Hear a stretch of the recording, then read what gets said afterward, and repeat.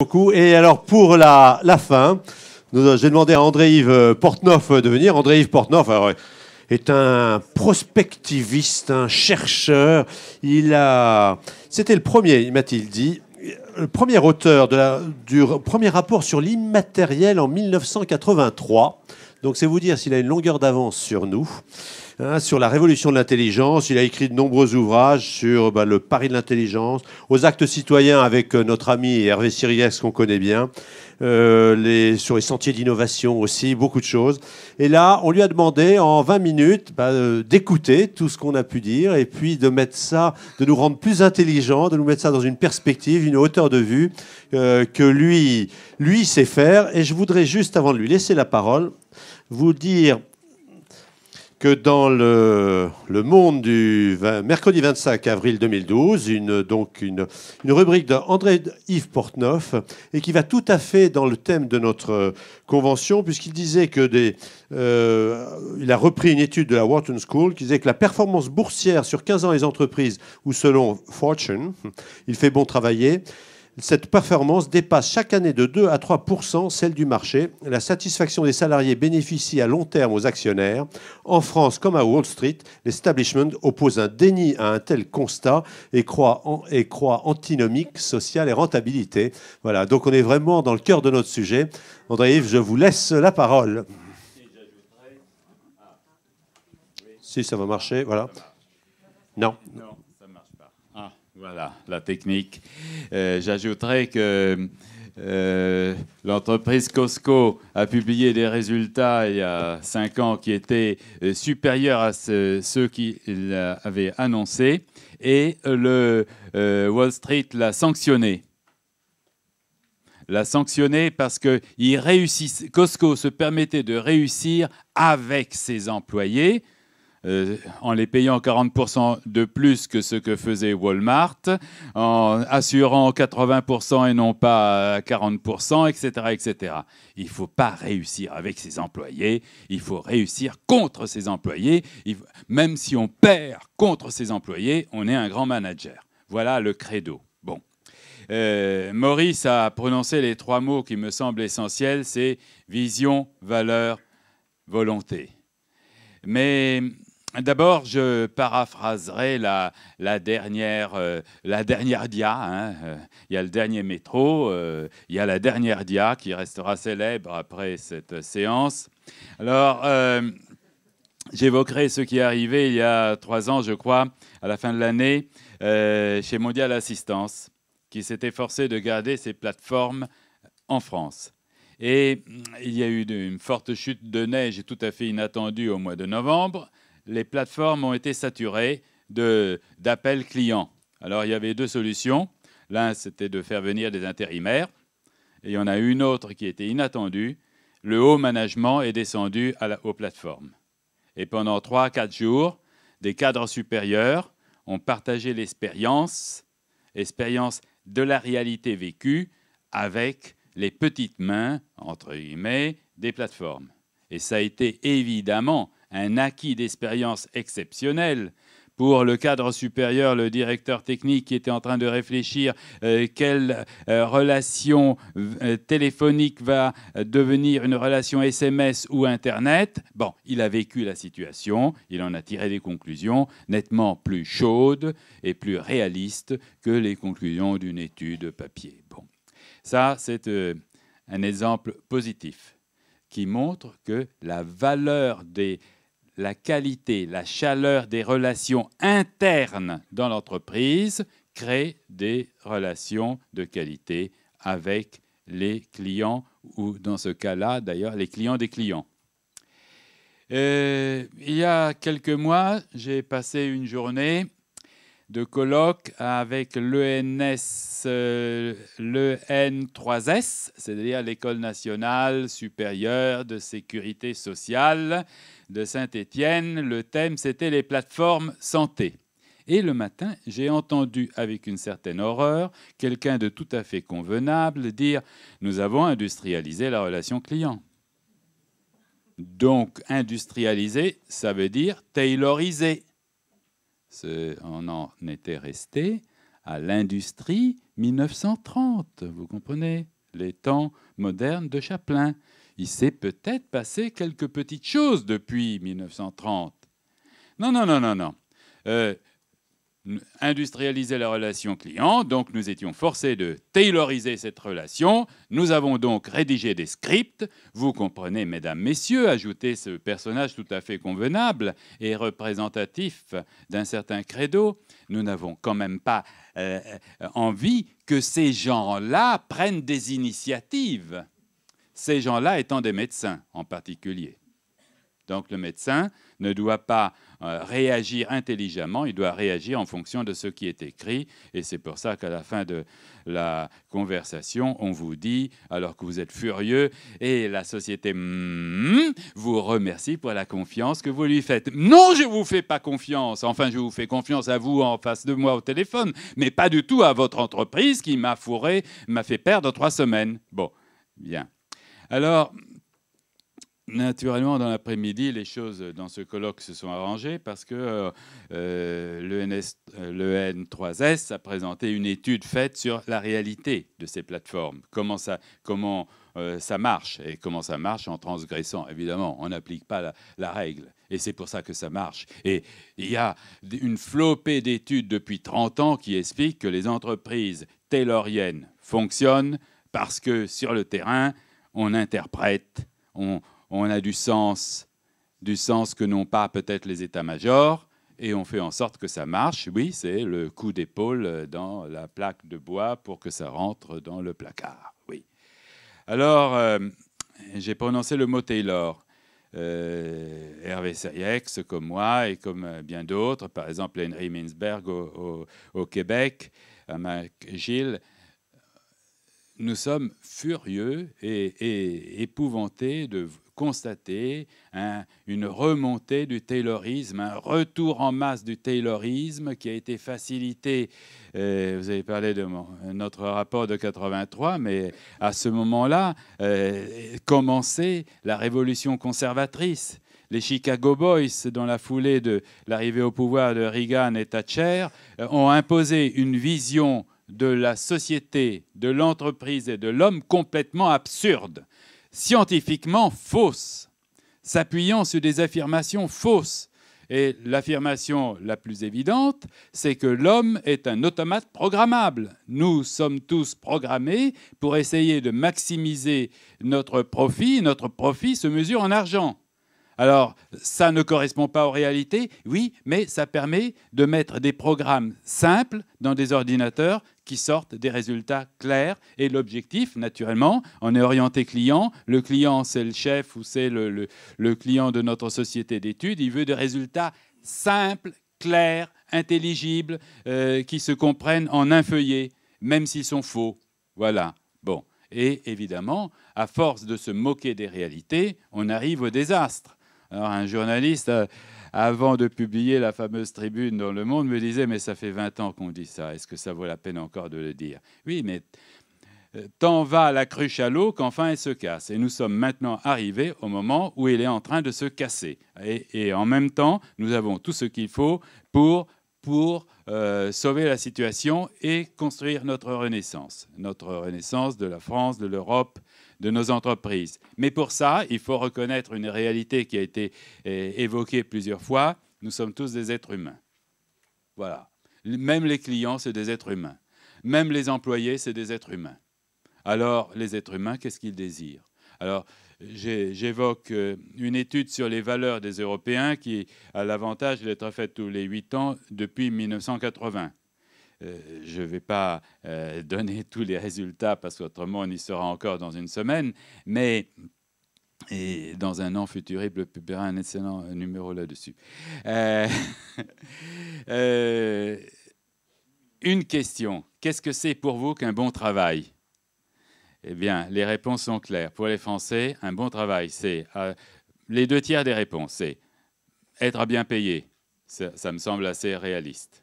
Deuxièmement, faire des choses où je peux bien employer mes capacités. C'est-à-dire, je m'épanouis et je me respecte parce que j'obtiens des résultats qui correspondent à mes valeurs.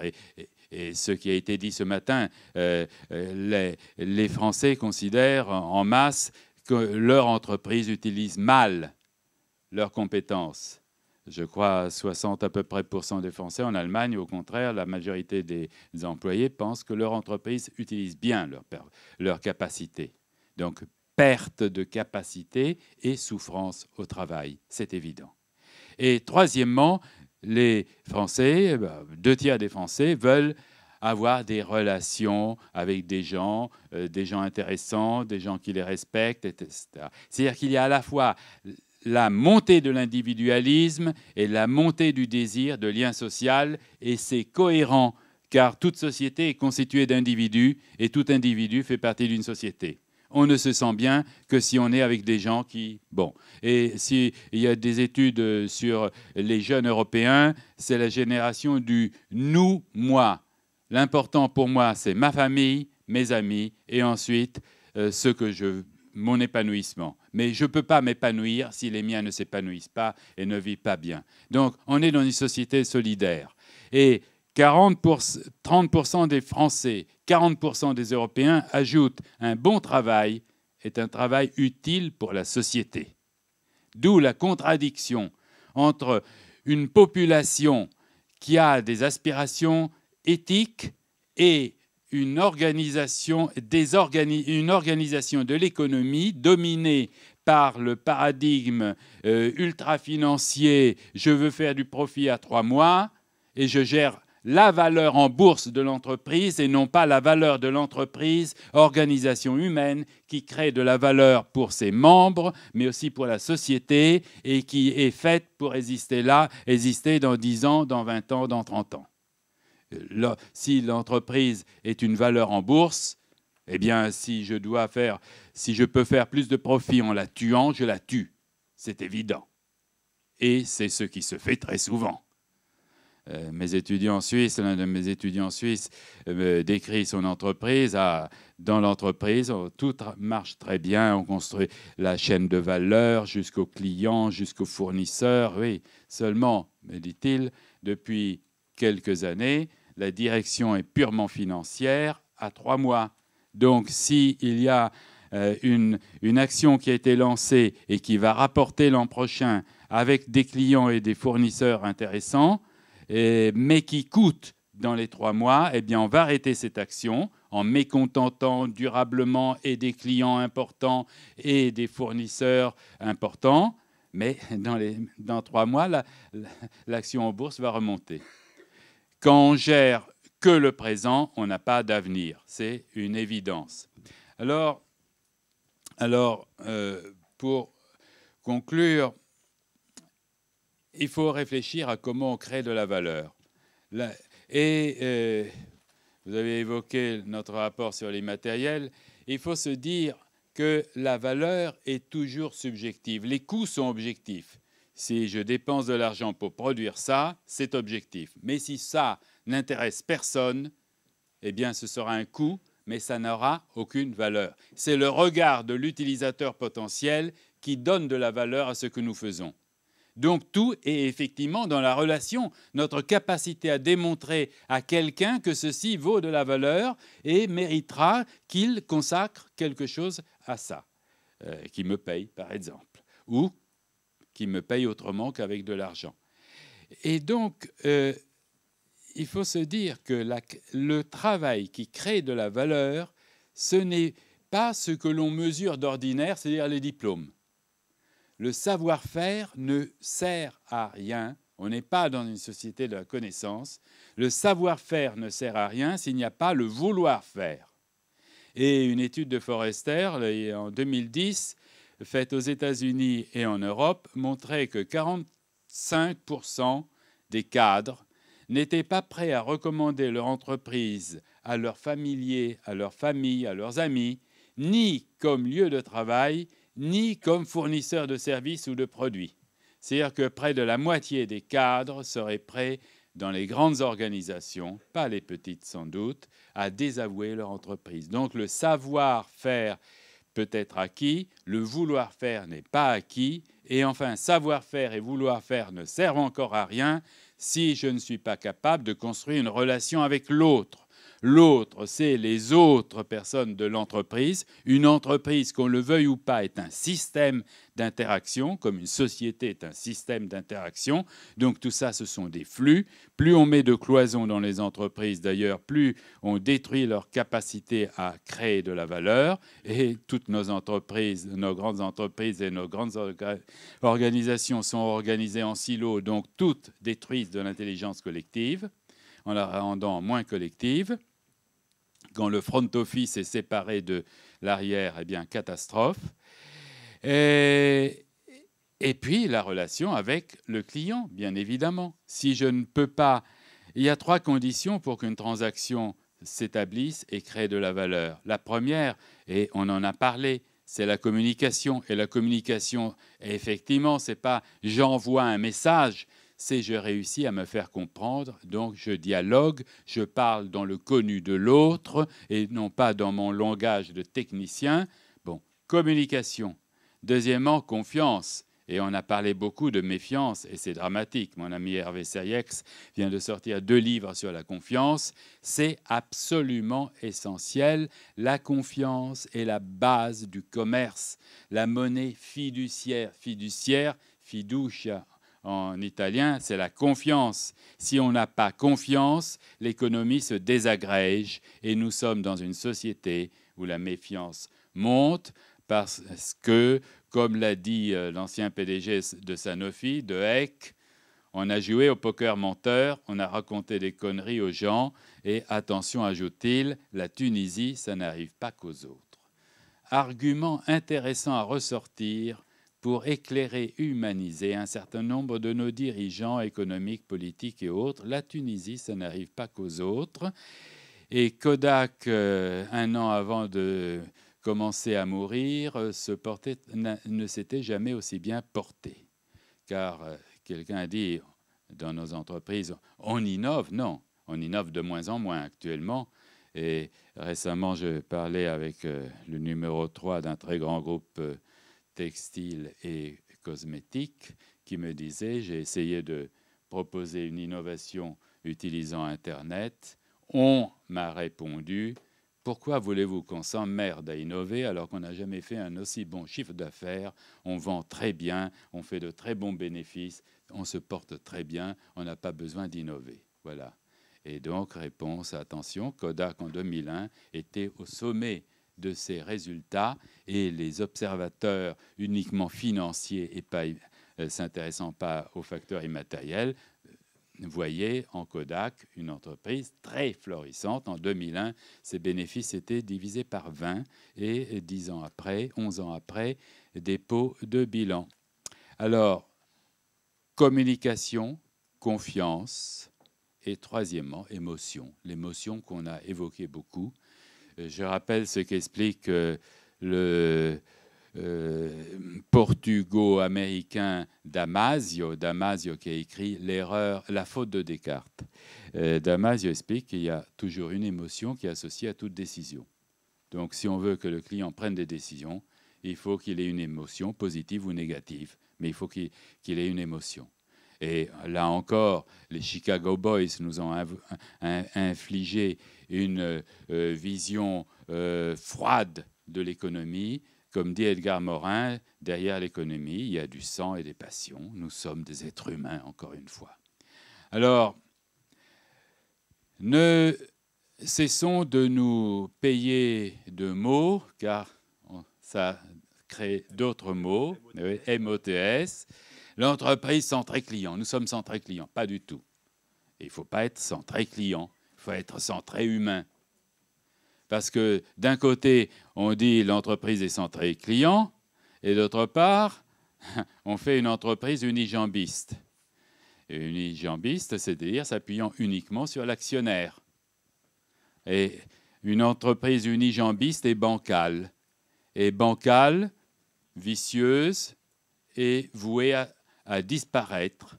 Quand j'entends quelqu'un à une direction de recherche dire « nos actionnaires attendent des résultats dans 18 mois », l'entreprise est dans cette salle, eh bien, je dis c'est quand même dommage qu'une si belle entreprise soit destiné à mourir dans 10 ans, parce qu'il y a un autre capitalisme, un capitalisme patient, notamment en Corée du Sud, des entreprises comme LG, comme Samsung, en 2008, en pleine crise, ont été parmi les rares à augmenter leur effort de recherche, alors que pratiquement les 1000 premières entreprises européennes ont fait homothétique l'effort de recherche sur le chiffre d'affaires. Le chiffre d'affaires a baissé, on baisse l'effort de recherche. C'est complètement absurde et c'est stupide, étant donné la différence entre le volume du chiffre d'affaires et le volume des efforts de recherche. C'est les entreprises qui investissent à contre-courant qui gagnent, parce que quand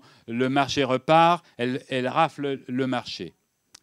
Alors, la réalité se venge. Nous avons besoin d'entreprises qui marchent au moins sur 3 pieds.